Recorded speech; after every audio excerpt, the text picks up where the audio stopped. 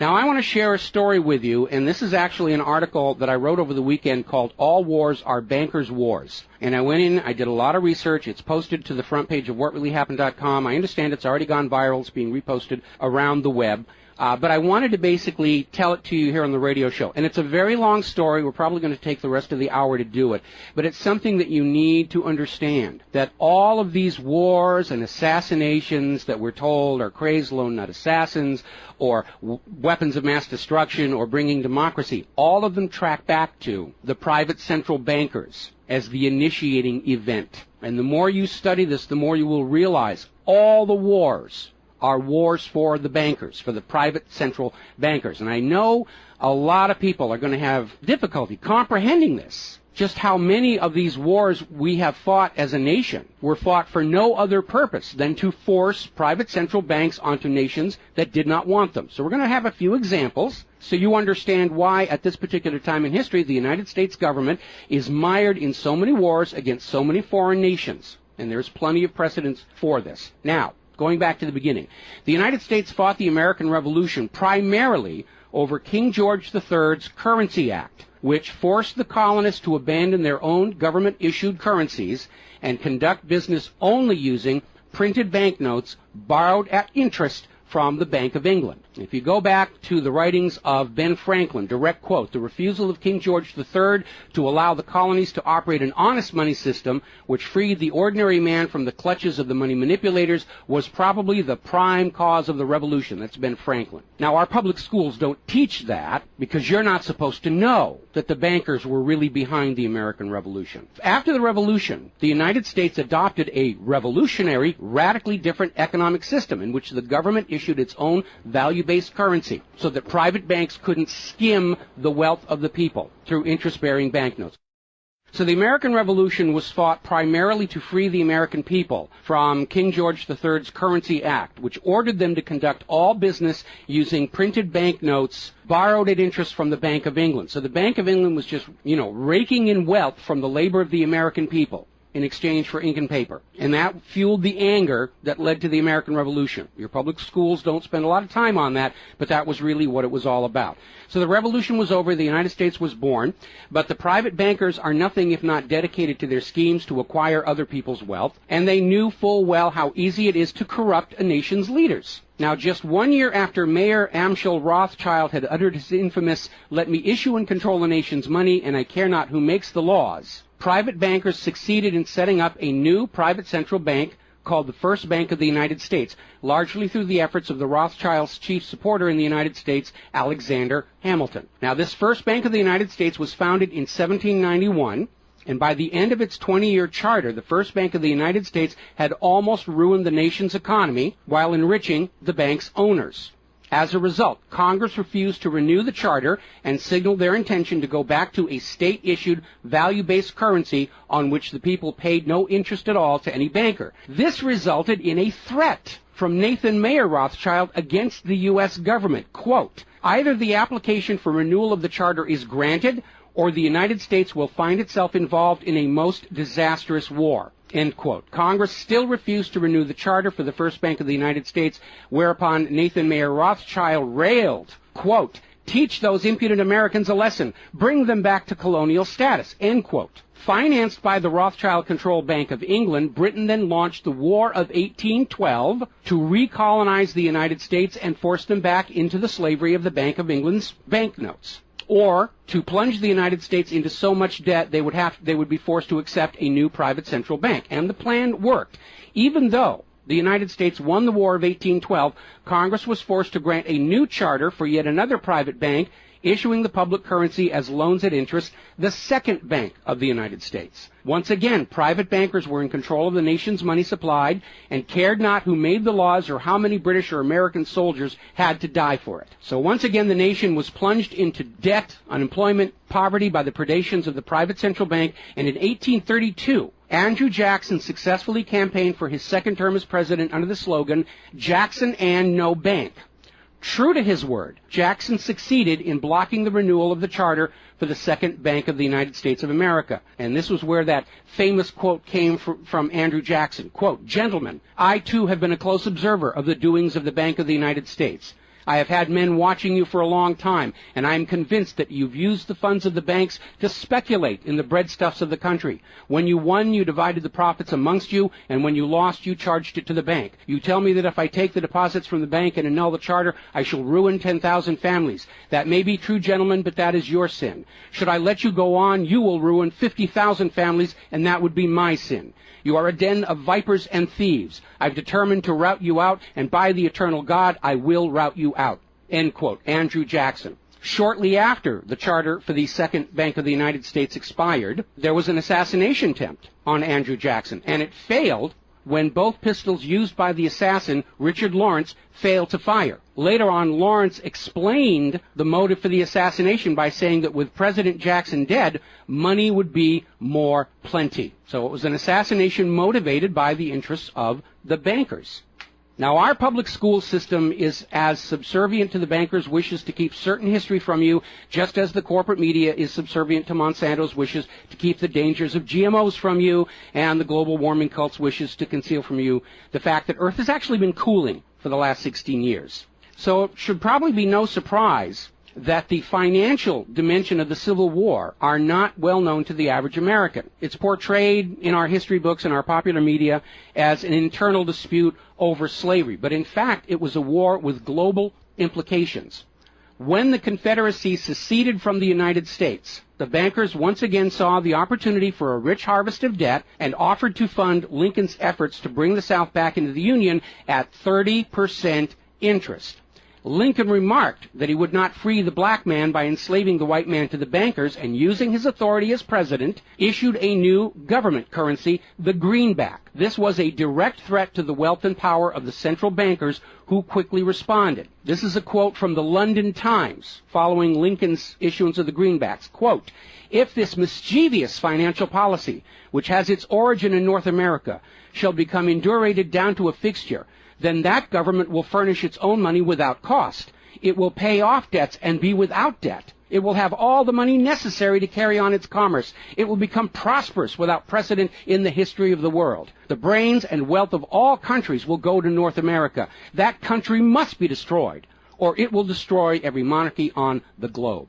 So, goaded by the private bankers, much of Europe supported the Confederacy against the Union, with the expectation that victory over Lincoln would mean the end of the greenback. France and Britain seriously considered an outright invasion on the United States in support of the Confederacy, but they were held at bay by Russia. A little bit of history most Americans don't understand. Russia came to the aid of Lincoln's Union during this crisis. Now, at that time, Russia had just ended their serfdom system, and they had a state central bank similar to the system the United States had been founded on. Now, free of European intervention, the Union won the war, and Lincoln announced his intention to go on issuing the greenbacks. Following Lincoln's assassination, the greenbacks were pulled from circulation, and the American people forced to go back to an economy based on banknotes borrowed at interest from the private bankers. So finally, in 1913, the private central bankers of Europe, in particular the Rothschilds of Great Britain, the Warburgs of Germany, met with their American financial collaborators on Jekyll Island, Georgia, to form a new banking cartel with the express purpose of forming the Third Bank of the United States, with the aim of placing complete control of the United States money supply once again under the control of private bankers. Owing to hostility over the previous banks of the United States, the name of this third bank was changed to the Federal Reserve, in order to grant the new bank a quasi-governmental image. But in fact, it is a privately owned bank. It's no more federal than Federal Express. In fact, last year, the Federal Reserve successfully rebuffed a Freedom of Information lawsuit by Bloomberg News on the grounds that as a private banking corporation, and not actually a part of the U.S. government, the Freedom of Information Act did not apply to the operators of the Federal Reserve. So 1913 proved to be a transformative year for the nation's economy. First, with Congress' passage of the 16th Income Tax Amendment and the false claim it had been ratified. Here's another direct quote. "I think if you were to go back and try and find and review the ratification for the 16th Amendment, which was the internal revenue, the income tax, I think if you went back and examined that carefully, you would find that a sufficient number of states never ratified that amendment," end quote. That's U.S. District Court Judge James C. Fox in Sullivan versus United States, 2003. Later that same year, 1913, and apparently unwilling to risk another questionable amendment, Congress passed the Federal Reserve Act over the Christmas holiday in 1913, while members of Congress opposed to the measure were at home. This was a very underhanded deal, as the Constitution explicitly vests Congress with the authority to issue the public currency, does not authorize its delegation, and thus would have required a new amendment to transfer that authority to a private bank. But pass it, Congress did, and President Woodrow Wilson signed it as he promised the bankers he would in exchange for generous campaign contributions. Now, President Wilson later regretted that decision. You've probably heard this quote before, but you're going to get it again. Quote, "I am a most unhappy man. I have unwittingly ruined my country. A great industrial nation is now controlled by its system of credit.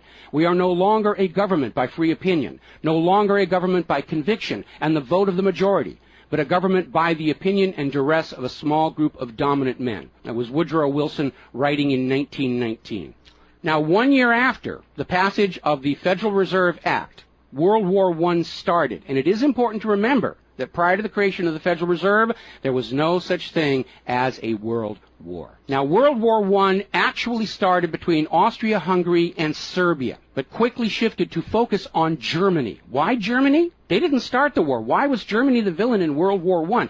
Well, the real reason was their industrial capacity was seen as an economic threat to Great Britain. Great Britain's pound was already in decline at the time because too much economic emphasis was on banking and finance, and not enough was on agricultural development, industrial development, and infrastructure. It's very much like the situation we have in the United States right now. All the financial operatives, they want to play the Wall Street games, and other parts of the economy are being neglected. We've lost a great deal of our manufacturing. We're not the agricultural exporter we used to be because everybody's over there at Wall Street playing in that giant open-air casino. Now, pre-war Germany did have a private central bank, but it was under strict control by the German government to keep inflation at reasonable levels and to make sure that all of the German economy was being properly funded, just like Putin did with their central bank about a month ago. Under government control by the German government, investment was guaranteed to internal economic development, and as a result, Germany had become a major manufacturing technological power. They were exporting products that Great Britain could not compete with. So in the media of the day, Germany was portrayed as the main opponent of World War I. And not just defeated, it was flattened. Now, following the Treaty of Versailles, Germany was ordered to pay the war costs of all the participating nations, even though Germany had not started that war. This amounted to 3 times the value of all of Germany itself. Germany's private central bank, to which the German government had gone deeply into debt to pay the cost of the wars, was allowed to break free of government control. That led to the massive inflation of the Weimar Republic, followed, permanently trapping the German people in endless debt. And money speculators were running rampant, and it led to these situations where you had literally a whole basket full of paper notes to get a loaf of bread. Now, when the Weimar Republic collapsed economically, it opened the door for the National Socialists to take power. Their first financial move was to issue their own state currency, which was not borrowed from private central banks. It was based on a unit of value, not a unit of debt. Freed from having to pay interest on the money in circulation, Germany blossomed and quickly began to rebuild its industry. It was an amazing transformation to see. The media called it the German miracle. Time magazine lionized Hitler for the amazing improvement of life for the German people and the explosion of German industry, and they even named him Time magazine's Man of the Year in 1938. And then once again, Germany's prosperity and freedom from a private central bank loaning the public currency at interest became a threat to other nations and other powers. I have a couple of quotes here from Winston Churchill that tells you what was really going through the minds of Europe in the years leading up to World War II. Quote, "Should Germany merchandise again," which means do business, "should Germany merchandise again in the next 50 years, we have led this war, World War I, in vain." That was Winston Churchill writing in the Times in 1919. Another quote, "We will force this war upon Hitler if he wants it or not," end quote. Winston Churchill in a 1936 radio broadcast. Quote, "Germany becomes too powerful. We have to crush it," end quote. Winston Churchill in November 1936 speaking to U.S. General Robert Wood. Quote, "This war is an English war, and its goal is the destruction of Germany." Winston Churchill, autumn 1939 broadcast. So it was all about economics and profitability. Now, Germany's state-issued value-based currency was also a direct threat to the wealth and power of the private central banks around the world. And as early as 1933, they started to organize a global boycott against Germany to strangle this upstart ruler who thought he could run his nation without a private central bank. Now, as had been the case in World War I, Great Britain and other nations threatened by Germany's economic power looked for an excuse to go to war.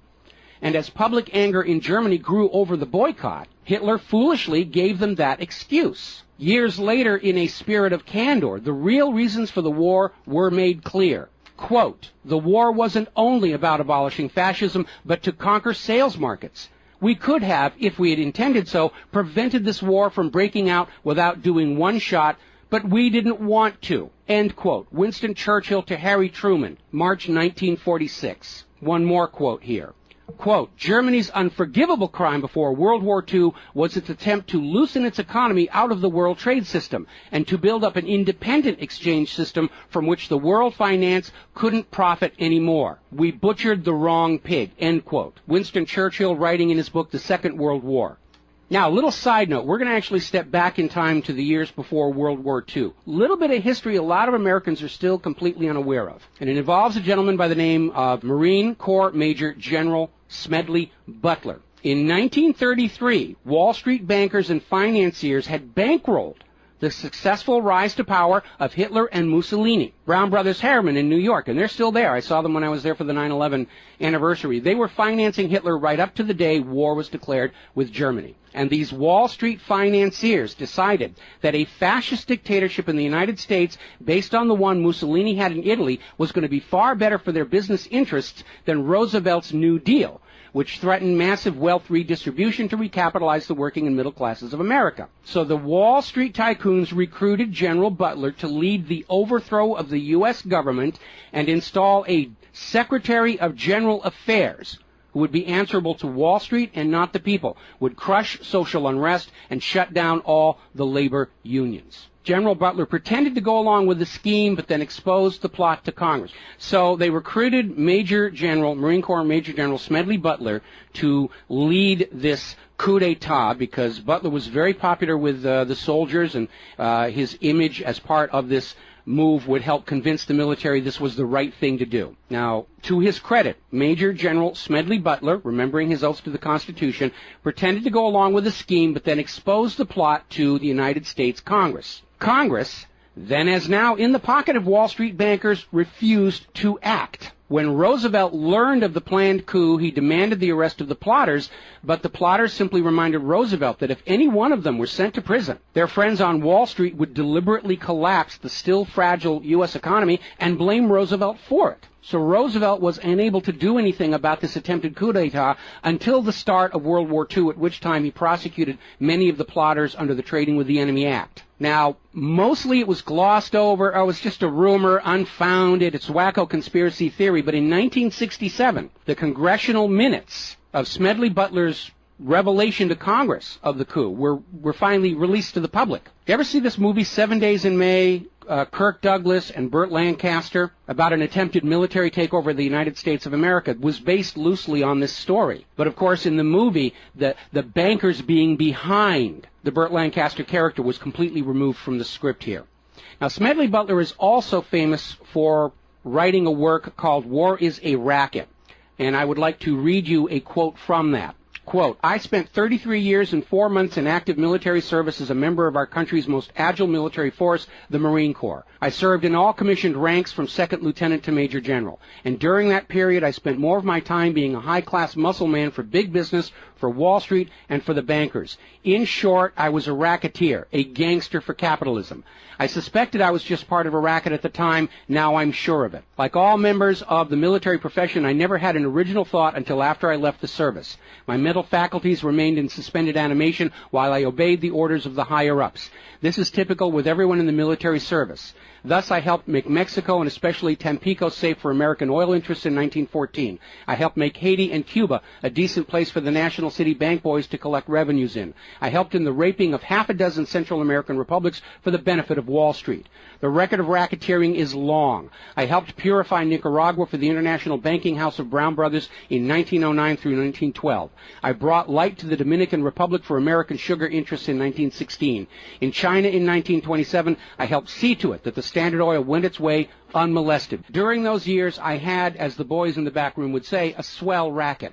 I was rewarded with honors, medals, and promotion. Looking back on it, I feel I might have given Al Capone a few hints. The best he could do was operate his racket in 3 city districts. I operated on 3 continents. General Smedley Butler, former U.S. Marine Corps Commandant, and he wrote that in 1935. So, now moving forward here. As president, John Fitzgerald Kennedy understood the predatory nature of private central banking. He understood why Andrew Jackson fought so hard to end the Second Bank of the United States.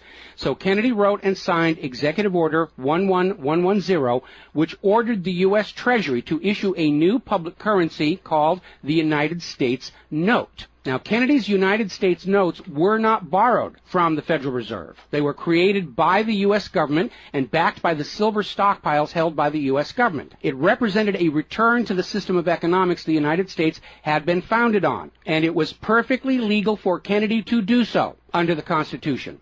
All told, some $4.5 billion went into the public circulation, which eroded interest payments to the Federal Reserve and loosened their control over the nation. 5 months after signing Executive Order 11110, John F. Kennedy was assassinated in Dallas, Texas, and the United States notes pulled from circulation and destroyed. Following Kennedy's assassination, John J. McCloy, president of the Chase Manhattan Bank and president of the World Bank, was named to the Warren Commission. Now, I don't care how good a banker he is. He's not qualified to be investigating a murder, which is what we were told the Warren Commission was all about, to get the truth of the assassination. But we all know that the Warren Commission was there to cover up what was going on, and obviously we can presume safely that John J. McCloy's presence on the Warren Commission was to make sure the American public never got even a hint of the financial dimensions behind the assassination. So, as we enter the 11th year of what I am certain future history will most certainly describe as World War III, we need to examine the financial dimensions behind all these wars. Why are we here? Why are our children being killed and crippled? Is this another war for the profit of the private central bankers? And the answer is yes. Now, toward the end of World War II, when it became obvious that the Allies were going to win and dictate the post-war political environment, the major world economic powers met at Bretton Woods, a luxury resort in New Hampshire, in July of 1944, and they hammered out the Bretton Woods Agreement for International Finance. The British pound lost its position as the global trade and reserve currency to the U.S. dollar. There are indications this was part of the price demanded by Roosevelt in exchange for the U.S. entry into the war. Now, absent the economic advantages of being the world's go-to currency, Britain was forced to nationalize their Bank of England in 1946. The Bretton Woods Agreement, ratified in 1945, in addition to making the dollar the global reserve and trade currency, obligated the signatory nations to tie their currencies to the dollar. The nations that ratified Bretton Woods did so on 2 conditions. The first was that the Federal Reserve would refrain from overprinting the dollar, basically as a means to loot real products and produce from other nations in exchange for ink and paper. It basically was an imperial tax imposed by the U.S. economic system on the rest of the world. That assurance of no overprinting was supposedly backed up by the second requirement, which was that the U.S. dollar would always be convertible back to gold by the U.S. government at $35 an ounce. Now, of course, the Federal Reserve, being a private bank and not answerable to the U.S. government, did in fact start overprinting paper dollars, which were sent to other nations around the world, and under Bretton Woods, they had to send back products and produce and raw materials at full value. And much of the perceived American prosperity of the 1950s and 60s was the result of these foreign nations having to send real raw materials, goods, produce, back to the United States in exchange for these little pieces of paper with ink all over them, because they were forced to accept these paper notes as being worth $35 per ounce of gold. Then in 1970, France started looking at this huge pile of printed paper notes sitting in their bank vaults, for which real French products like wine and cheese had been traded, and it notified the United States government that they would exercise their option under Bretton Woods to return all those paper notes for gold at the agreed-upon $35 per ounce exchange rate. The problem was the United States had nowhere near the gold to redeem all those paper notes. So on August 15, 1971, Richard Nixon temporarily, nudge, nudge, wink, wink, say no more, suspended gold convertibility of the U.S. Federal Reserve notes. This Nixon shock, as it was termed at the time, effectively ended Bretton Woods, and many global currencies started to delink from the U.S. dollar. And it created another problem, because the United States had been collateralizing their loans, money borrowed from other governments and foreign investors, with the American nation's gold reserves. And with the awareness that there wasn't enough gold to redeem all the Federal Reserve notes, lenders to the U.S. were starting to wonder, did the U.S. government have enough gold to collateralize their outstanding debts? Foreign nations began to get very nervous about the loans to the United States, and they were understandably reluctant to loan any additional money without some form of collateral.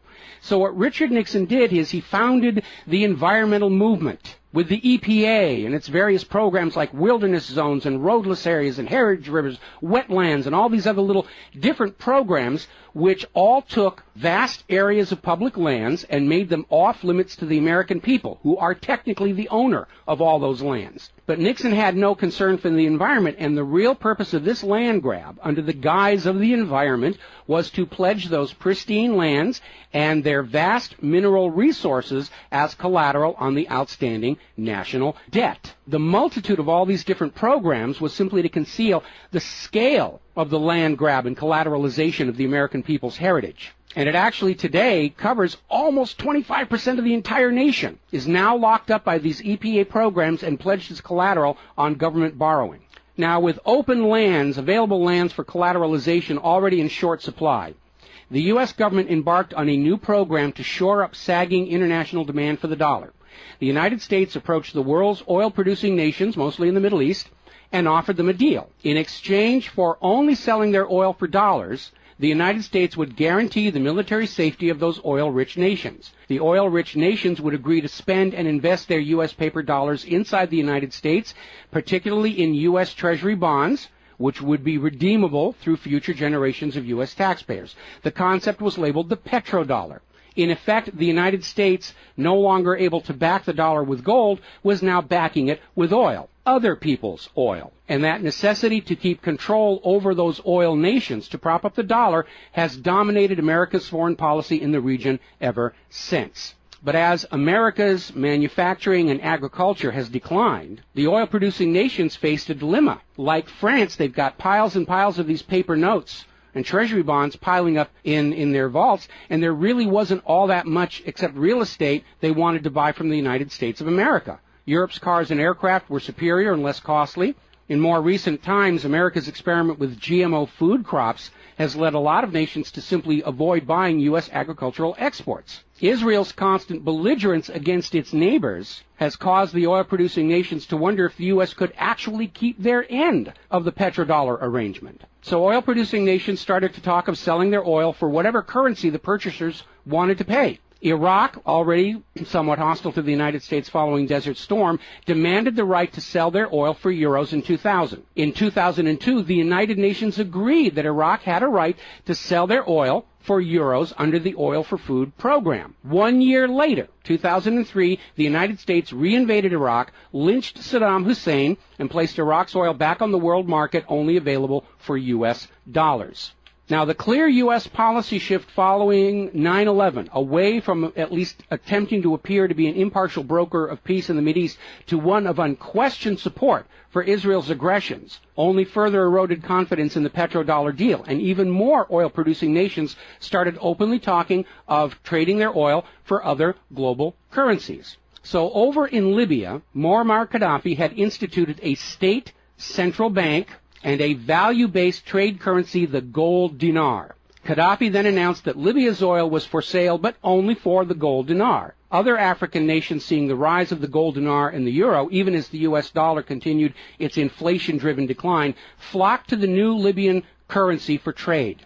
This move had the potential to seriously undermine the global hegemony of the dollar. French President Nicolas Sarkozy reportedly went so far as to call Libya a threat to the financial security of the world. So the United States invaded Libya under the guise of supporting a popular rebellion. They brutally murdered Gaddafi, apparently because the object lesson of Saddam's lynching had not been enough of a message, imposed a private central bank, and returned Libya's oil output to dollars only. The gold that was supposed to be made into the gold dinars, as of the last report I could find, unaccounted for. Now, according to General Wesley Clark, the master plan for the dollarification of the world's oil nations included 7 targets: Iraq, Syria, Lebanon, Libya, Somalia, Sudan, and Iran. Venezuela, which has started selling their oil to China for the yuan, seems to be a late addition. What is notable about those original 7 nations targeted by the U.S. is that none of them are members of the Bank of International Settlements. This is the private central banker's private central bank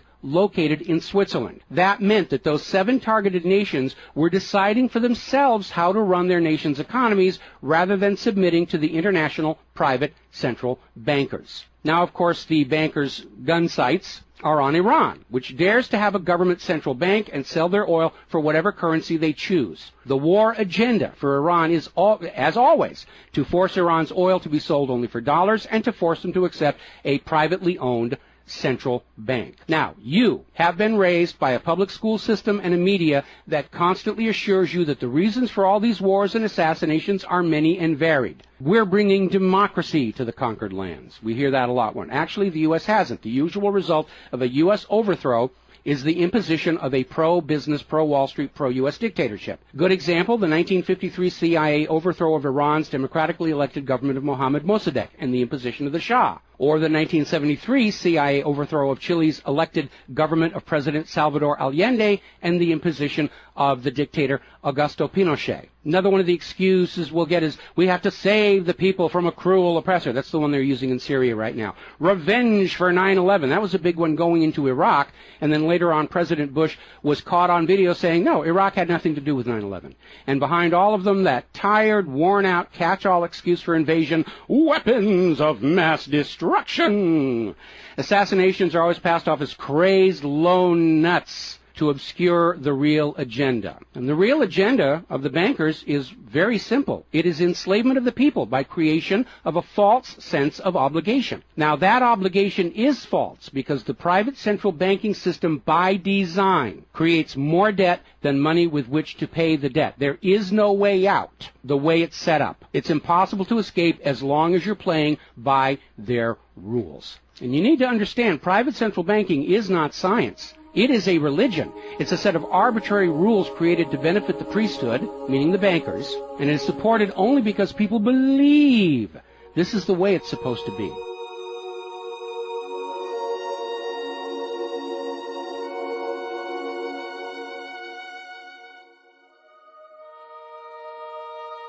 It is a religion.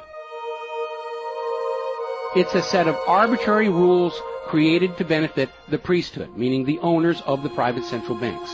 The fraud persists with often lethal results only because the people are brainwashed into believing that this is the way life is supposed to be, and no alternative exists or should even be dreamt of.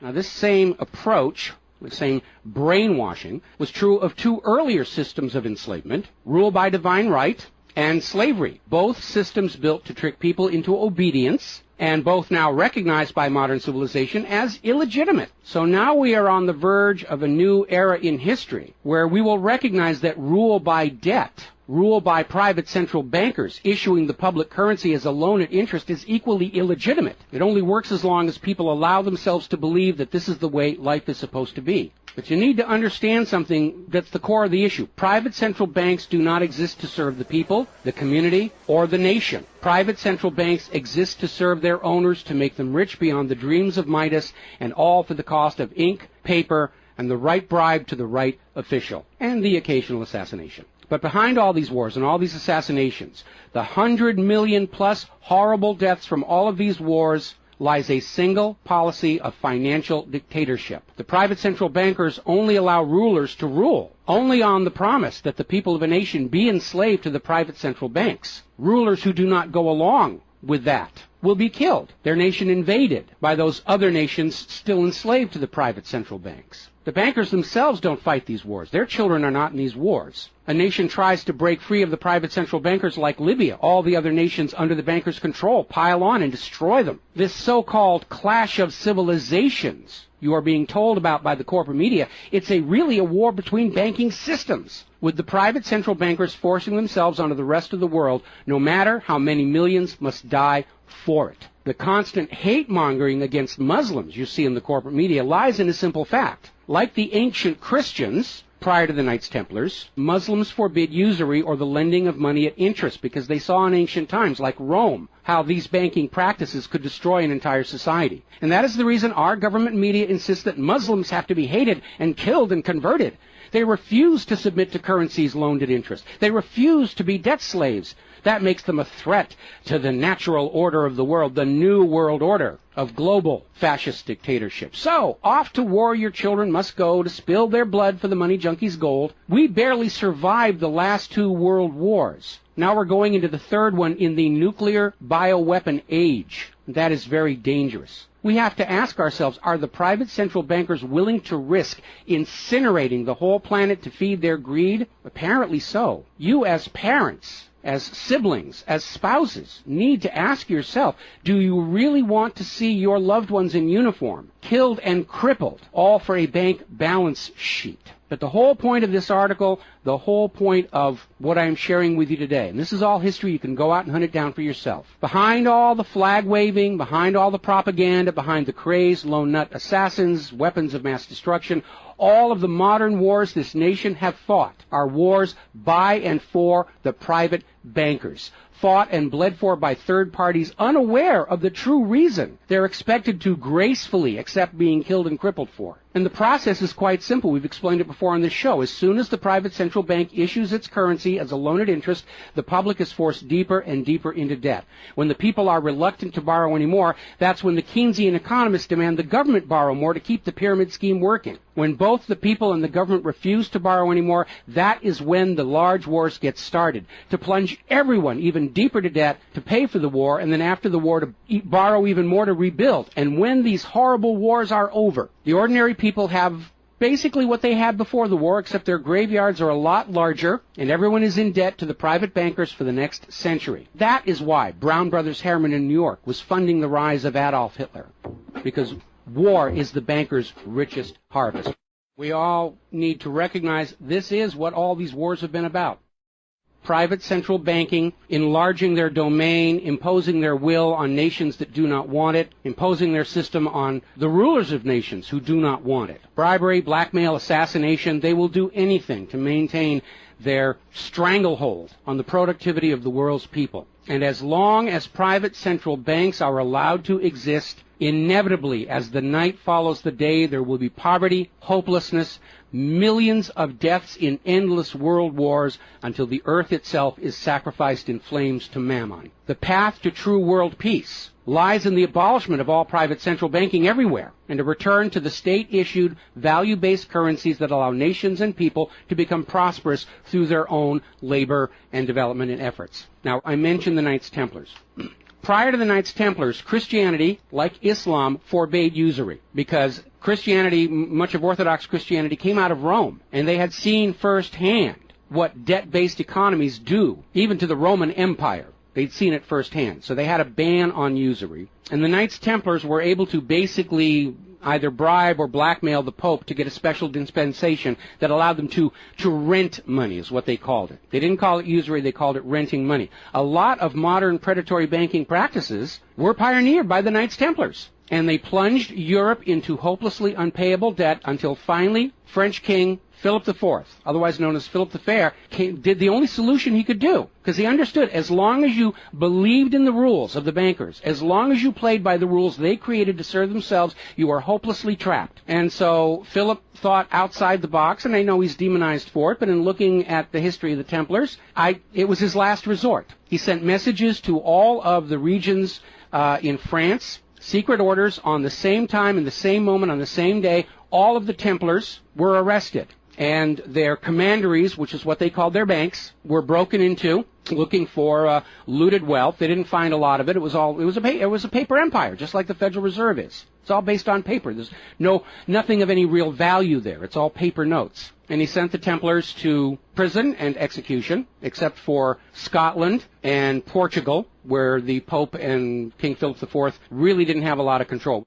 I think that the governments of the world, looking at the situation, looking how close we are to seeing this current world conflict emerge into a full-blown global thermonuclear war, that maybe they need to start thinking about the wisdom of King Philip the Fair and say it's time to simply grab all these private central bankers all at the same time so they can't simply skedaddle from one nation to another and come back and try the same thing again, as they will inevitably do, because these people are addicts. They're hopelessly addicted to other people's money. That's why we call them money junkies. When we see somebody who's addicted to cocaine or methamphetamine or heroin, and we can easily see how they're destroying their home and community around them. Now we need to look at these money addicts and look at how they're destroying the entire world around them. And it's time for an intervention. It's time for us to become private central banking heretics, to stop believing that this is the way life is supposed to be, because it isn't. It isn't even the way the United States was actually started. And they're trying as hard. Look at